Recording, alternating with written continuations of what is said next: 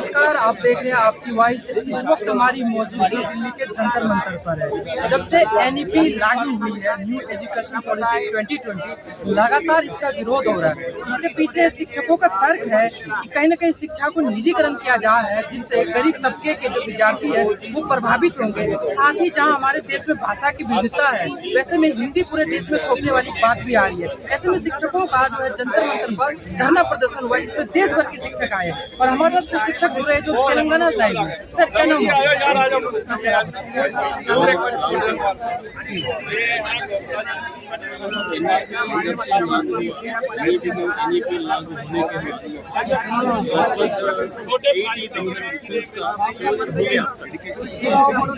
लागू होने के बाद हम क्या सोचे, जनता क्या सोचती है, नया स्कूल खुलेंगे।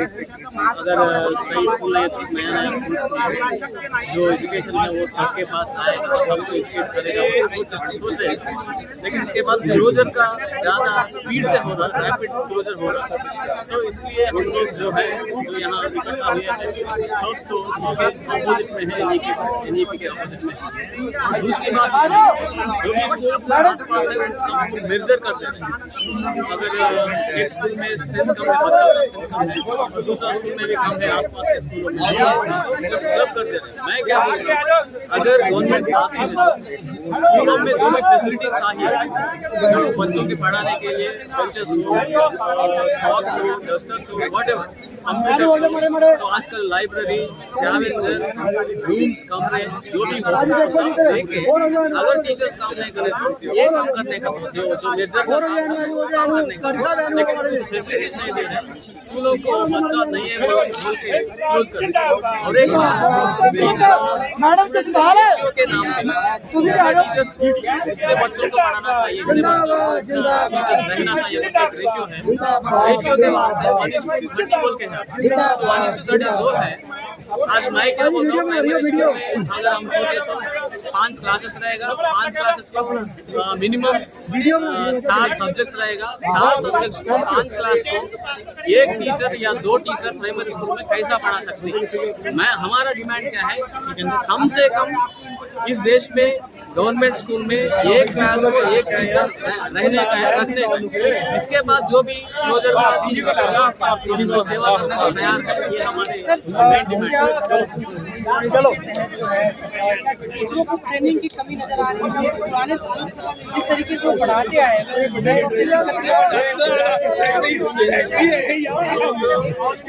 टीचर ट्रेनिंग के बाद होने के बाद भी टीचर बने थे। अब गवर्नमेंट क्या बोल रहे हैं, आप टीचर्स का एलिजिबिलिटी को फिर तो आपको अप्रूव करना पड़ेगा, अपने आप एग्जाम लग के पास होना पड़ेगा बोल रहे हैं। तो मुझे तो 25 ईयर्स का सर्विस है। अब क्या बोल रहे हैं गवर्नमेंट, 25 ईयर्स का सर्विस जो है ये इसका हो गया, अब टीचर नहीं है। अगर टेट पास नहीं हुआ तो, अगर टेट पास नहीं हुआ तो आप लोग टीचर नहीं है बोल के एक इंस्ट्रक्शन अब उसमें है, एक्ट में है। इसलिए हम क्या बोल रहे हैं, टेट जो है उसको निकाल दो। अगर जो नया टीचरों को रिक्रूट कर रहे हैं उनको टीचर एलिजिबिलिटी टेस्ट, जो टीचर एलिजिबिलिटी टेस्ट रखना चाहते हैं, तो फर्क नहीं पड़ता, हम लोग पढ़ा रहे हैं, पढ़ाते रहेंगे। आप लोग क्या रहे हैं, इससे प्रभावित हो रहे बच्चे भी, समझ में नहीं आ रहा। बच्चों को भी दिक्कत आ रही है इससे, स्टूडेंट्स को, बच्चों को टेट से बोले तो इससे पहले हमारे तेलंगाना एनईपी से बच्चों को दिक्कत बोले तो, अगर एक हैबिटेशन में स्कूल जो है उसका क्लोजर हुआ, उनको दूसरा स्कूल में जाना पड़ेगा, वो स्कूल दूर रहेगा, उस दूर पार करने के लिए उनको पेरेंट्स का मदद रखना पड़ेगा, नहीं तो गवर्नमेंट का मदद लेना पड़ेगा। समस्या बहुत है, ज़्यादा है। ये पूछना चाहूँगा, अभी जो है कितने स्टेट्स आप लोग आए थे? ऑल इंडिया वाइड से आए। ऑल इंडिया सरकार अगर आपकी डिमांड मानती है तो क्या अगला कदम क्या होगा? तो हमारे लीडर्स हैं, यूनियंस के लीडर्स जो भी तय करेंगे उसके उसके साथ हम भी चलेंगे, जो भी टीचर्स आए हैं उनके साथ हम चलते रहेंगे। सर मैं आपसे जानना चाहूँगा, थोड़ा पास आ जाइए। वर्तमान में शिक्षक का काम होता है शिक्षा देना, लेकिन शिक्षा के अलावा उनसे सारे काम करवाए जा रहे हैं। कभी एसआर करवाया जा रहा है, कभी एसआर लिया जा रहा है, यहाँ तक कि कुछ खबरें ऐसे हैं कि उनसे कुत्ते तक गिनवाए जा रहे हैं। क्या आप इस पर प्रतिक्रिया क्या देना चाहेंगे? बिल्कुल गलत है। शिक्षक को केवल विद्यार्थियों को शिक्षा देने के तहत ही अपॉइंट किया गया है। उन्हें वही काम सौंपना चाहिए। इलेक्शन की ड्यूटी की बात अलग है, वो तो बात अलग है। लेकिन दूसरी बात जो है, ये दूसरे काम कराना, तैयार कराना और कुत्ते की नाम ये बहुत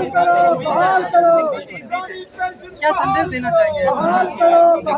ऐसा नहीं, अभी ये यहाँ पे आज जो इकट्ठा हुए हैं पूरे देश भर से, विविध राज्यों से जो लोग आए हैं, एक मुद्दे पे नहीं आए। ऐसे अनेक मुद्दे हैं शिक्षकों से जुड़ी हुई है। नॉट ओनली शिक्षक से नहीं, बल्कि अपने शिक्षा विद्यार्थियों के तहत भी उनकी भी एक लाभ अपेक्षा से आए हैं। मेन मुद्दे जो है NPS, उससे ना तो शिक्षकों को कोई लाभ है, ना तो विद्यार्थियों को ना सोसाइटी को कोई लाभ है, वो एक अलग मुद्दा है। और अबॉलिश CPS वो भी एक मुद्दा है।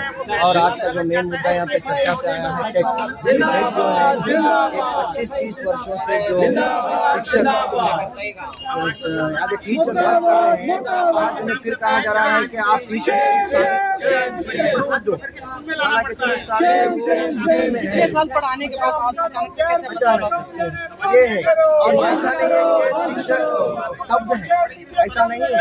हर मंथली शिक्षकों को ट्रेनिंग दी जाती है और क्वार्टरली ट्रेनिंग दी जाती है।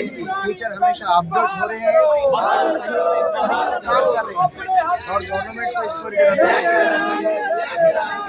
देश भर में 25-30 लाख शिक्षक ऐसे हैं जिनकी वजह से परेशान है।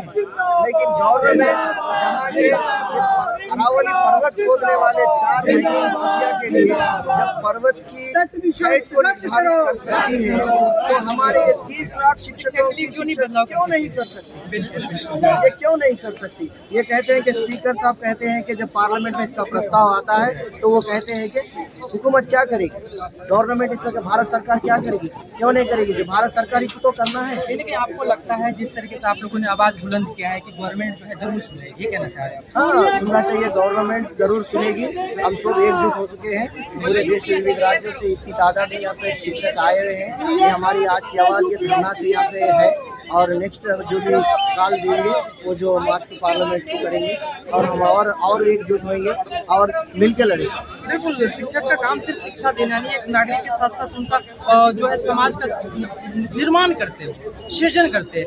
ऐसे में अगर उनकी समस्याओं को ना समझ थोप देते हैं तो कहीं ना कहीं ये दुर्भाग्यपूर्ण कहा जा सकता है। बाकी आपकी क्या राय है, कमेंट्स बॉक्स में जरूर बताएं। धन्यवाद।